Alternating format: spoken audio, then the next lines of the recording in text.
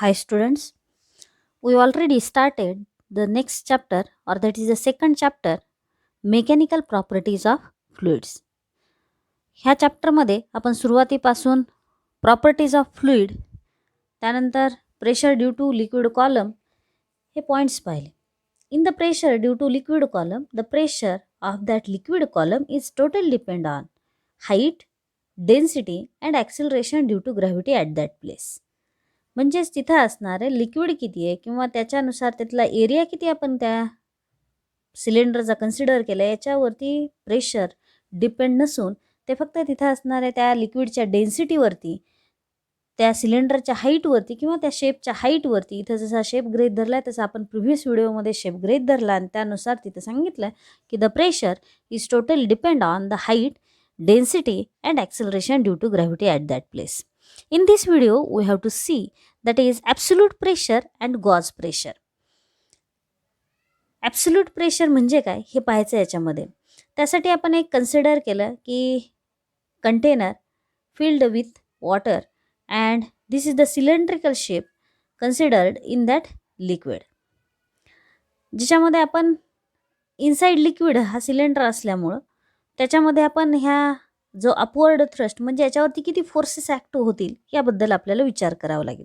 कुठले कुठले forces act होतील ज्या ह्या सिलेंड्रिकल शेपच्या वरतीही लिक्विड आहे आणि सिलेंड्रिकल शेपच्या खालीही लिक्विड आहे. त्यामुळे याचा अर्थ असा की हे जे वर असणारं लिक्विड आहे ते डाऊनवर्ड डायरेक्शननी फोर्स अप्लाय करेल. तर जे ह्या सिलेंड्रिकल शेप आपण जो कन्सिडर केला आहे त्याच्याखाली असणारं हे लिक्विड अपवर्ड डायरेक्शननी त्याला अपथ्रस्ट अप्लाय करेल. तर इथं असणारं ह्या सिलेंड्रिकल शेपच्या सरफेसवरती असणारं प्रेशर P1 कन्सिडर केलं तर त्याच्या बॉटमला असणारं प्रेशर P2 कन्सिडर केलं. इथून इथपर्यंतचं आपण मेजरमेंट, समजा आपण त्याचं मेजरमेंट करतोय किंवा इथून त्याची हाईट मोजतोय तर काय येईल, ज्यावेळेस आपण त्याची हाईट कन्सिडर करणार आहेत त्यावेळेस इथून इथपर्यंतची हाईट म्हणजेच x1 हे ग्रेटर आहे आणि x2 हे लेस आहे. म्हणजे याचा अर्थ x1 minus x2 is equal to height of this cylindrical shape which is considered inside that liquid. यासाठी आपण कन्सिडरेशन केलं. Consider a tank filled with water and assume an imaginary cylinder inside that liquid.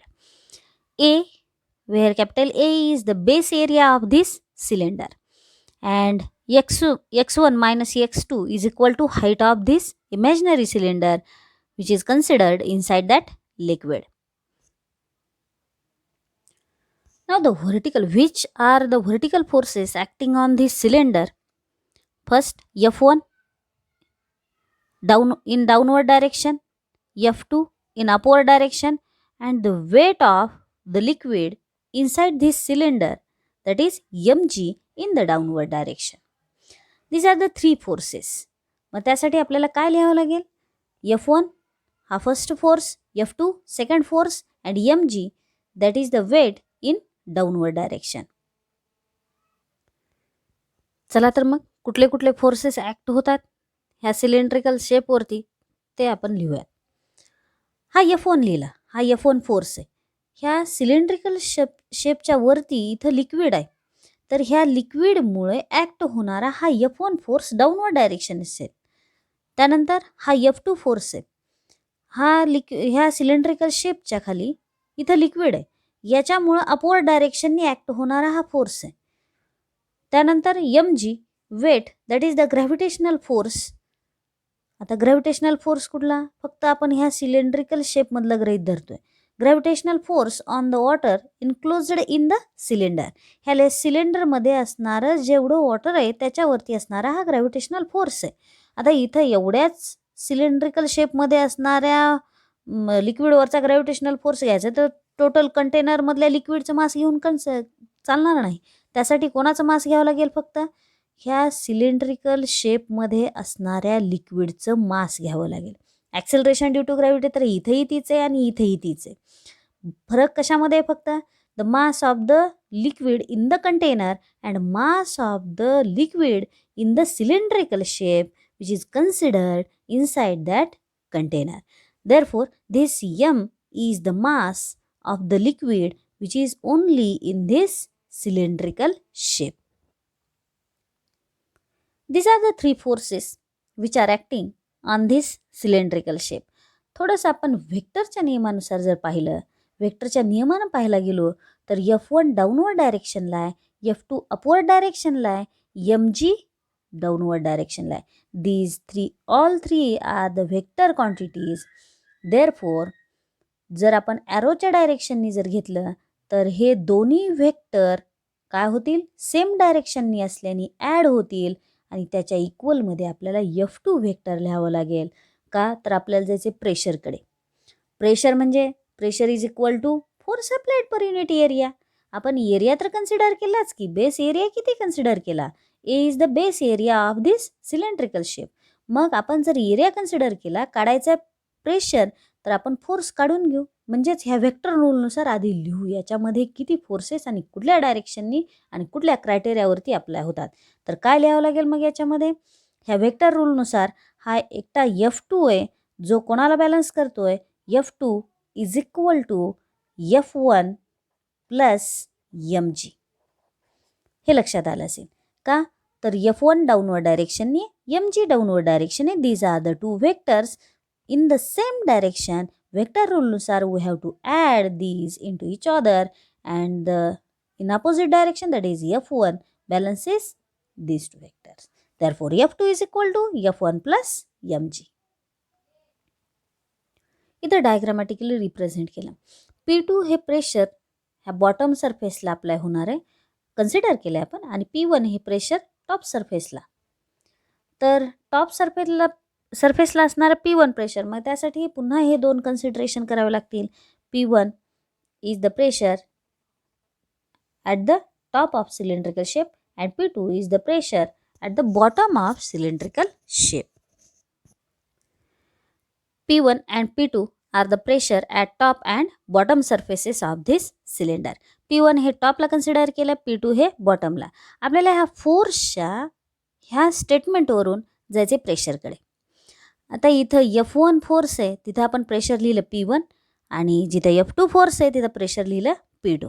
मग आपण हे तर लिहू शकतो, pressure is equal to force applied per unit area. मग ह्या डेफिनेशननुसार आपण हे फोर्स रिप्लेस करून याच्यामध्ये प्रेशर टाकता येईल. आपल्याला प्रेशरच्या डेफिनेशननुसार काय लिहावं लागेल, P1 pressure is equal to F1 upon area. Base area हा सिलेंडर इथेही तोच आहे, बेस एरिया इथेही तोच आहे. त्यामुळे दोन्ही स्टेटमेंटनुसार आपल्याला काय लिहावं लागेल, P1 pressure is equal to F1 upon area. मग आपल्याला काढायची मॅग्निट्यूड कोणाची, फोर्सची. फोर्स लिहू मग F1 is equal to, therefore force F1 is equal to काय लिहिता येईल, P1 इंटू एरिया. तसंच F2 जर काढायला गेलो तर सिमिलरली आपण हे काढून घेतलं. काय केलं, P2 pressure is equal to F2 upon area. Base area तर तो सेमच आहे, त्यामुळं काय लिहिलं, F2 is equal to P2 into area. आता ह्या दोन्ही मॅग्निट्यूड आपण ह्या F1 आणि F2च्या पोझिशनला लिहू. पण ह्याबद्दल आपण लिहूया, मास आपण काय लिहितो. आता मास फक्त आपल्याला कुठलं काढायचं आहे, हे मास फक्त ह्या सिलेंड्रिकल शेपमध्ये असणाऱ्या लिक्विडचं आहे, ह्या टोटल कंटेनरमध्ये असणाऱ्या लिक्विडचं नाही. त्यासाठी आपल्याला पुन्हा डेन्सिटीची कन्सेप्ट अप्लाय करावी लागेल, जी आपण प्रिव्हियस व्हिडिओमध्ये पाहिलं. खरं तर density is equal to mass upon volume लिहिलं. व्हॉल्यूमच्या क्रायटेरियानुसार त्यात तिथेही हा असा सिलेंड्रिकल शेप होता, तिथं लिहिलं व्हॉल्यूमच्या क्रायटेरियानुसार, म्हणजेच area into height of that cylinder, and therefore the mass is equal to volume into density of that liquid. आणि त्यानुसार लिहिलं आपण mass is equal to volume, म्हणजेच भागाकाराचं गुणाकारात नेलं आणि व्हॉल्यूम इंटू काय लिहिलं होतं, डेन्सिटी ऑफ लिक्विड. त्या पद्धतीनं आपण हे मास रिप्लेस करू ह्याच प्रिव्हियस व्हिडिओच्या आधारावरती. त्यानुसार आपण लिहिलं density is equal to mass upon volume, छेदाचं भागाकाराचं गुणाकारात नेलं, mass is equal to volume into density. Therefore mass m consider केलं आपण इथं. त्यानुसार व्हॉल्यूम एरिया इंटू हाईट. आता इथं हाईट डायरेक्ट लिहिण्यापेक्षा काय लिहू शकतो, हे होतं मागच्या व्हिडिओमध्ये. काय लिहिता येईल आपल्याला, x1 मायनस x2. इथं सिलेंड्रिकल शेपची हाईट किती आहे, x1 minus x2 into its density. आता हे आपण ह्या रिप्लेसमेंटमध्ये इथं रिप्रेझेंट करू. ह्या F2च्या पोझिशनला आपण लिहिलं P2A, that is pressure into area. F1च्या पोझिशनला लिहिलं P1 इंटू ए. अँड मासच्या पोझिशनला आपण हा फॉर्मॅट टाकला. Mass is equal to that is area into rho into x1 minus x2 into g where acceleration due to gravity. त्यानुसार आपण लिहिलं इथं एरिया सगळीकडेच असल्यामुळं हा एरिया आपण कॅन्सल करून टाकू. काय येईल इक्वेशन? एरिया कॅन्सल केल्यावर P2 is equal to P1 plus rho into g x1 minus x2. This is the equation, or this equation gives the pressure inside a liquid and as well as pressure inside the liquid. हे होतं pressure inside the liquid किंवा outside the above surface above that cylindrical shape किती असेल ते.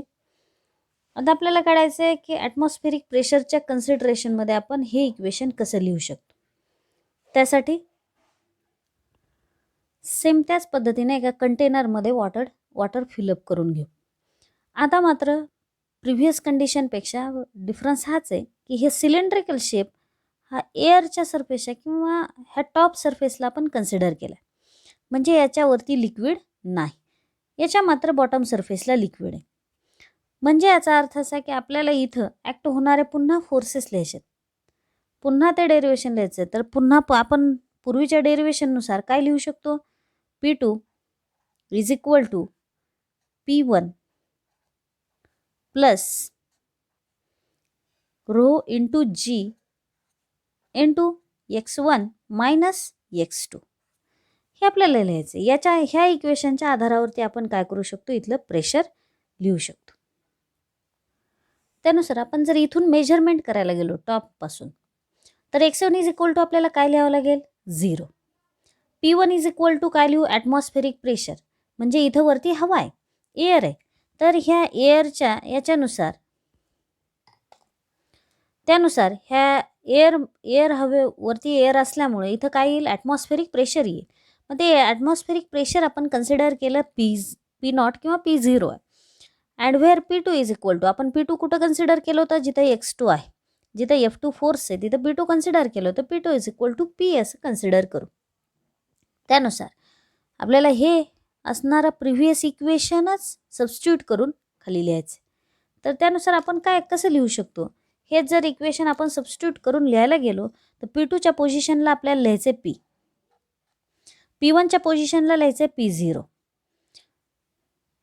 Plus that is rho into g x1 is equal to 0 minus आपण इथून measurement करणार आहेत.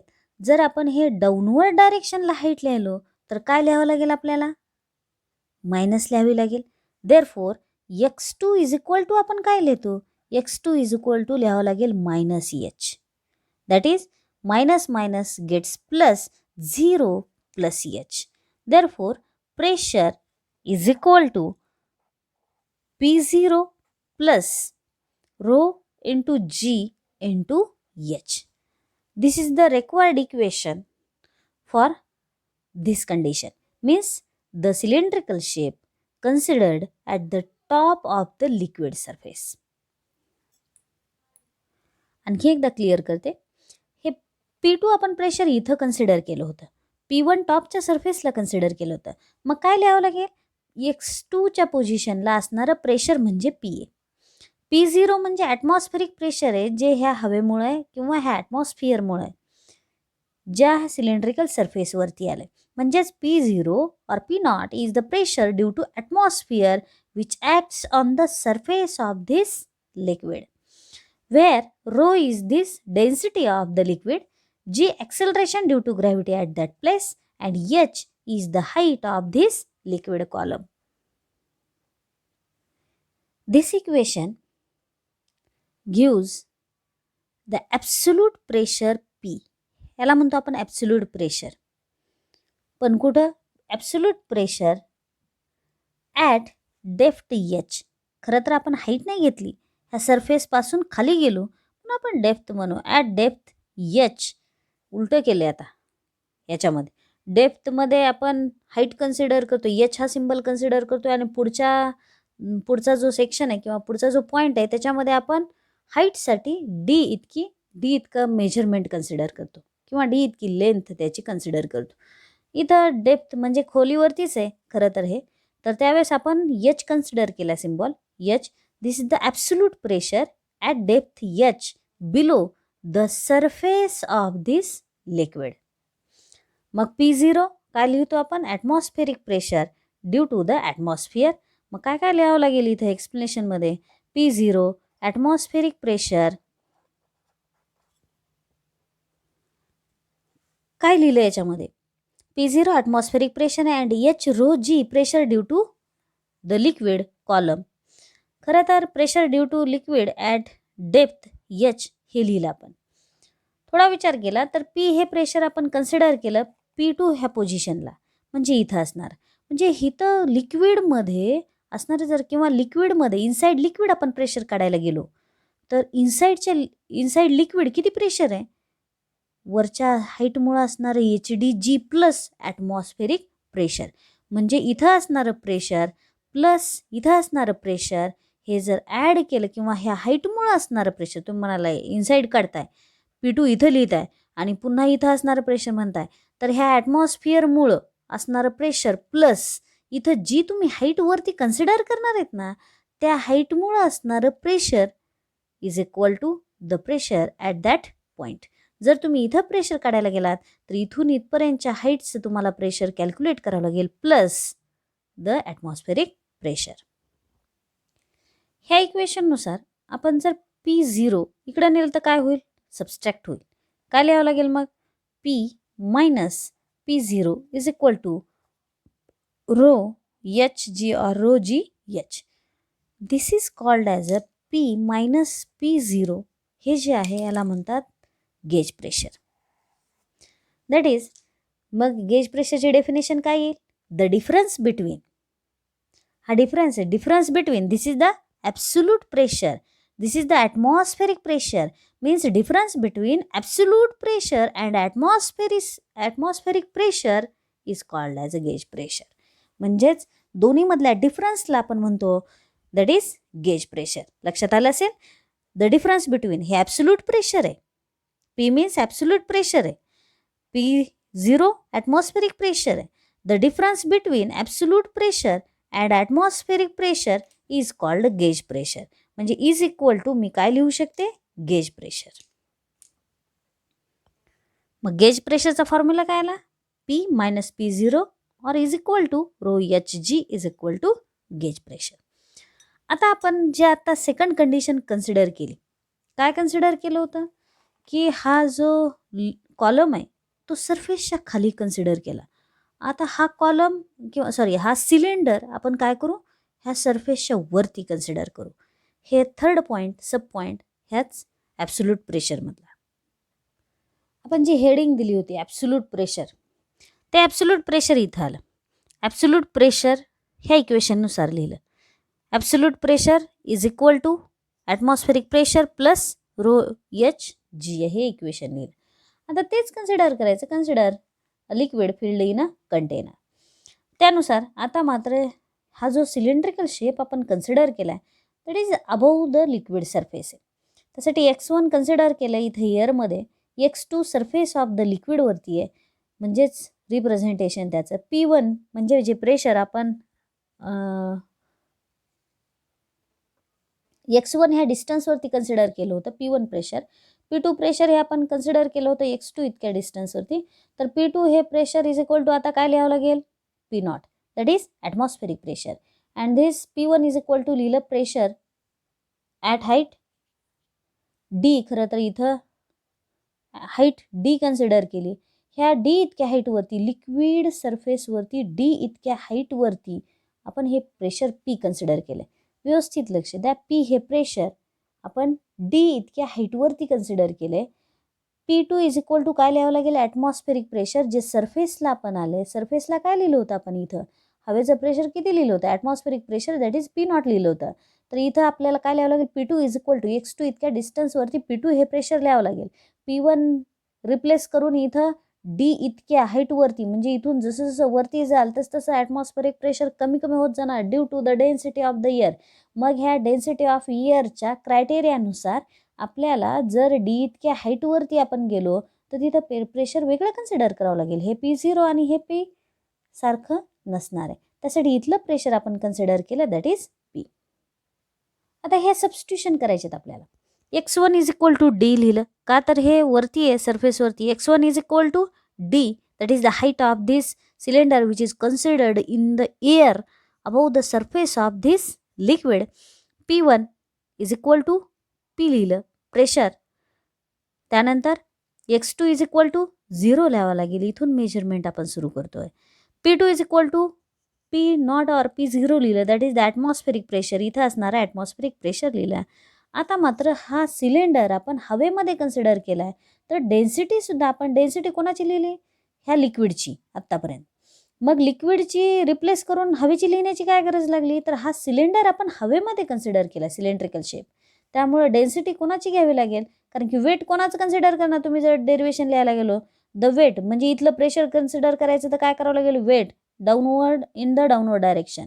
दिस वेट इज इक्वल टू, वेटनुसार काय येईल, mass is equal to volume into density. Therefore mg हा जो क्रायटेरिया लिहिणार आहे आपण, त्यामध्ये डेन्सिटी ऑफ द एअर येईल. या सिलेंड्रिकल शेपमध्ये असणारी एअर, त्याची डेन्सिटी लिहावी लागेल. त्यानुसार ओरिजिनल इक्वेशन लिहू. ओरिजिनल इक्वेशन काय होतं आपलं, P2 is equal to P1 plus rho g, that is x1 minus x2, जे आत्ता आपण डिराईव्ह केले. त्यानुसार लिहू. ते इक्वेशन असं होतं, P2 is equal to P1 original असं होतं plus rho into g, that is x2 minus x1. आता इथं रिप्रेझेंट करू आपण सगळे फॅक्टर. P2च्या पोझिशनला आपल्याला लिहायचं आहे, दॅट इज P0. त्यानुसार रिप्रेझेंट करू.